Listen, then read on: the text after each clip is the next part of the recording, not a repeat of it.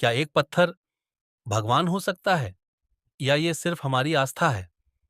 हिंदू धर्म में एक ऐसा पत्थर है जिसे बिना किसी प्राण प्रतिष्ठा के ही भगवान माना जाता है। उसे कहते हैं शालिग्राम। कहा जाता है कि शालिग्राम भगवान विष्णु का साक्षात रूप है और यही कारण है कि इसे घर में रखने और पूजने से विशेष पुण्य मिलता है। लेकिन सबसे बड़ा सवाल ये है, ये शालिग्राम आता कहाँ से है? दुनिया में ये सिर्फ एक ही जगह मिलता है, गंडकी रिवर, जो नेपाल में बहती है।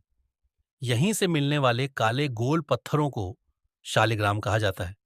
अगर ध्यान से देखा जाए तो इन पत्थरों के अंदर एक खास तरह का चक्र बना होता है, जिसे सुदर्शन चक्र का प्रतीक माना जाता है। हर शालिग्राम अलग होता है, कुछ में एक चक्र, कुछ में कई चक्र, और इन्हीं के आधार पर उनके अलग अलग रूप माने जाते हैं। धार्मिक मान्यता के अनुसार शालिग्राम की पूजा बिना किसी विधि विधान के भी की जा सकती है, क्योंकि इसमें पहले से ही भगवान का वास होता है। लेकिन इसके पीछे एक गहरी कथा भी जुड़ी है। कहा जाता है कि एक बार भगवान विष्णु ने असुर जालंधर को हराने के लिए उसकी पत्नी वृंदा के साथ छल किया।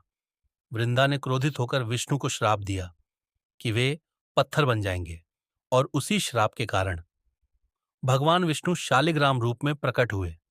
वहीं दूसरी ओर वृंदा तुलसी बन गईं, और यही कारण है कि शालिग्राम और तुलसी का संबंध इतना पवित्र माना जाता है।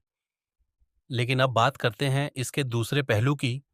वैज्ञानिकों के अनुसार शालिग्राम कोई साधारण पत्थर नहीं, बल्कि करोड़ों साल पुराने जीवाश्म है, जिन्हें एमोनाइट फॉसिल कहा जाता है।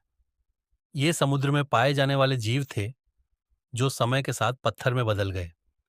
तो एक तरफ विज्ञान कहता है कि ये सिर्फ फॉसिल हैं, और दूसरी तरफ आस्था कहती है कि ये भगवान का रूप है। अब सवाल ये उठता है, सच क्या है? शायद सच ये है कि आस्था और विज्ञान दोनों अपनी अपनी जगह सही हैं, क्योंकि जहां विज्ञान हमें चीजों की उत्पत्ति बताता है, वहीं आस्था हमें उनका महत्व सिखाती है। और यही शालिग्राम का असली रहस्य है कि एक ही चीज किसी के लिए पत्थर है और किसी के लिए भगवान। ऐसी ही कहानियों के लिए लाइक और सब्सक्राइब जरूर करें।